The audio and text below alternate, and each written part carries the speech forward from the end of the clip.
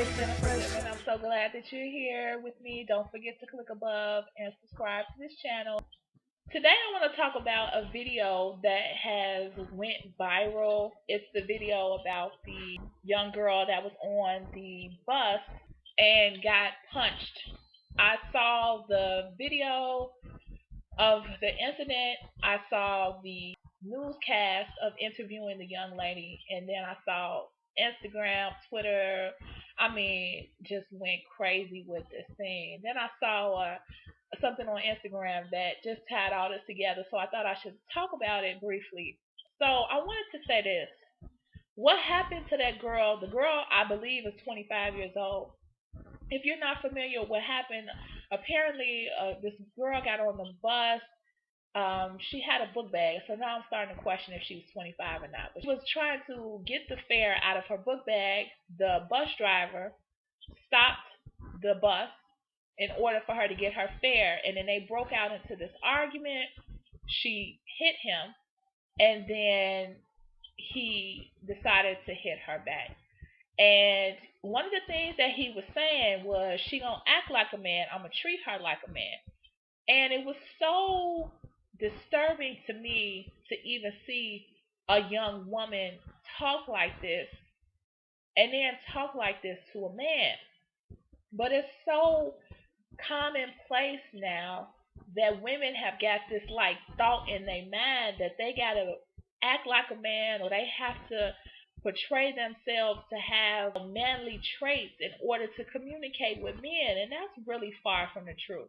Because I was, like I said, on Instagram, somebody put a picture up and they said, you wear men's clothes, you want to play basketball, you want to play video games, and then you wonder why a man treats you like one of the boys. And that's true. We've gotten this thing in our minds that we got to befriend our man, and we got to meet them on this level where they can enjoy our company based upon our similarities with them.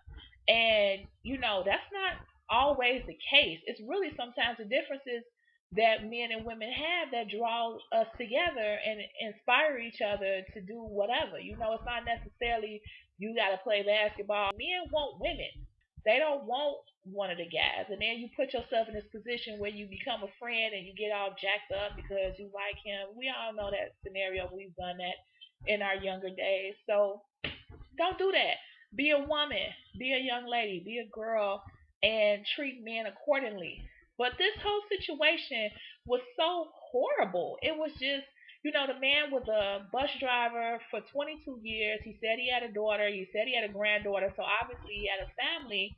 And my thought process was, what happened to him between her striking him and he made a declaration she was going to jail now? And between that and him getting up and striking her, then he got outrageously violent, threw her off the bus. She got back on the bus. He tried to choke her, pulled her hair. She fell to the ground. I think he even tried to fight past people to get to her. So at this point, this man wasn't thinking. He wasn't logical. He was enraged. If you got an open door and you have demonic presence in your life, that's a good example to show you if somebody presses your buttons, what can happen in a situation. You can be pushed to do things that you probably would never do in your life. And a lot of the things I felt that was very inappropriate for that man to constantly battle back and forth with her. I'm sure that there's protocol where he should have either called the police, did something more professional since he was at work to deal with this issue. I live in Chicago. I don't know if many of you know that. But I don't ride the bus. I haven't ridden the bus in a long time. Sometimes if I have something going on downtown, I don't feel like traffic, I'll get on the bus. But getting on the bus in Chicago, and I'm sure in a lot of urban cities, it's a trial with these kids.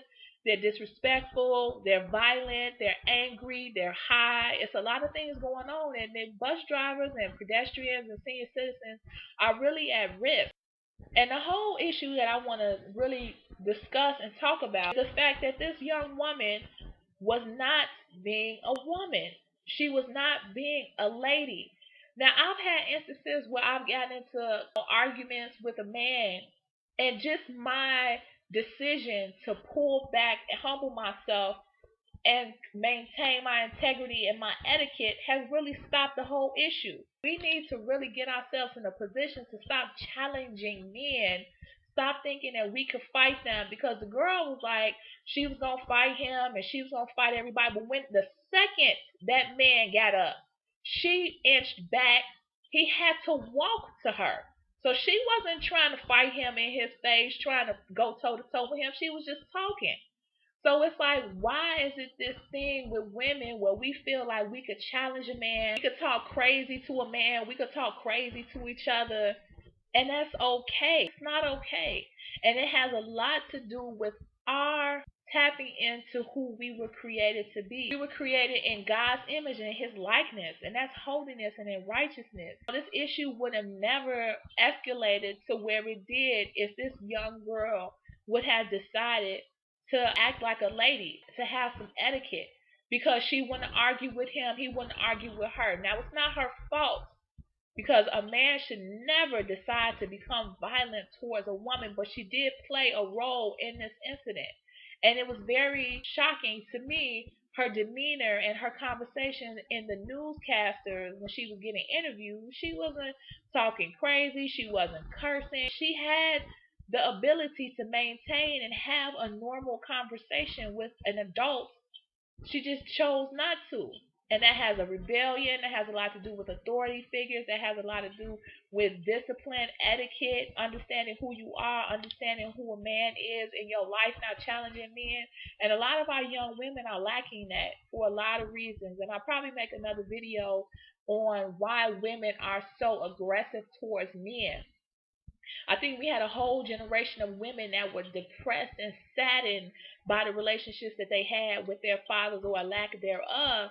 And now we've moved into a rebellious, spitfire, challenging spirit towards men. Any man that comes in contact with us. So that spirit of depression and loneliness and lack has kind of morphed itself into something stronger. Rage, rebellion, lasciviousness, envy, strife. That's an extreme, that's an extreme thing, but it also can go in another area as far as having sex and trying to manipulate and control a man. Because this young girl on Twitter, she made a post and she said, if you are sleeping around with a lot of men, you acting just like a man, you a slut. And I was telling her, oh, that doesn't have anything to do with being a slut. And that doesn't have anything to do with being a man. That's just a thought process. See, the thing that we don't understand with men is, and if we got this understanding, we'll be in a whole better situation. Now, this is earthly knowledge, it's carnal. Heavenly knowledge would be don't have sex before you marry. That's going to X all of that out. But earthly knowledge says this: a man is not a slut because he sleeps with a lot of women. Men have this yearning and desire inside of them that's very strong. We can't comprehend as women because we don't have it. Is they have that desire to conquer, to have sex, to be fruitful, to multiply. They have that in them much more stronger than we have it within us. So what men do is that they know they have that desire and then they decide that they're not going to be in holiness and they want to have that need met. So what they do is that they have people that come into their lives that they do not see a future with, and they have sex with them. Why? Because it's easier. Because my emotions will not get involved. I won't want to pursue anything with somebody, whether we having sex or not, because I don't like them. I don't see them in that way. And women, we don't do that. We do the exact opposite. We like someone and we decide that we're going to force them to like us or put them in a position to want or desire or need us by giving of ourselves in an inappropriate way. And then we think that's going to solve the issue. Well, no, it's not. Because if a man is not courting you, if he's not showing you he's a provider, if he's not putting himself in a position to tell you that you are a part of his dreams and his desires, that man has no intention of going any further with you. So if he has sex with you, whether you like him or not, it doesn't matter to him because he doesn't have you in his plan for his future. So it's easy. It's easy for him not to return a call. It's easy for him not to call you until he desires to be with you. It's easy. It's harder for us because we mix these desires and these wants with the sex with them, hoping that it's going to be something else. And it's not. I don't care how many times you try to make it be that way. It's not. I don't care about these mystical stories that you heard about this girl that slept with the man on the first night and she married him. That's a myth. That's not true. And if it happened, who knows how long that relationship lasted? And we might have some friends that happened too, but we know they're going through hell and high water in them relationships because they don't have the right foundation laid. So do things decently and in order. Maintain your holiness. Maintain your connection with God. Maintain your righteousness. Because when we try to step outside of our characters, we pervert who we are and we pervert the circumstances and the relationships that we have. We are women. We are lovely. We are kind. There's beauty inside of us. And we have to tap into that. And we're going to draw those that are going to appreciate that. We're not going to be out there trying to be men, trying to challenge men, trying to be who they are and do what they do because we're not them. And we'll never be them. No matter what we try to do or how we try to dress it up, at the end of the day, you still gonna be a woman. So be that. Be who God created you to be. Maintain your holiness, maintain your etiquette, maintain your posture of godliness in your life. Don't be like these people that we see on the street that don't have any idea of who they are. They have no identity of self. They have no connection with the King. They have no love and desire to grow and be who they are, the truth of who they are. Don't be that way. Make a decision that you're going to be a woman of God, standing in holiness and righteousness, and you're going to let the love and honor and dignity and beauty of who you are created to be shine forth and hopefully be an example for another young lady in Jesus' name.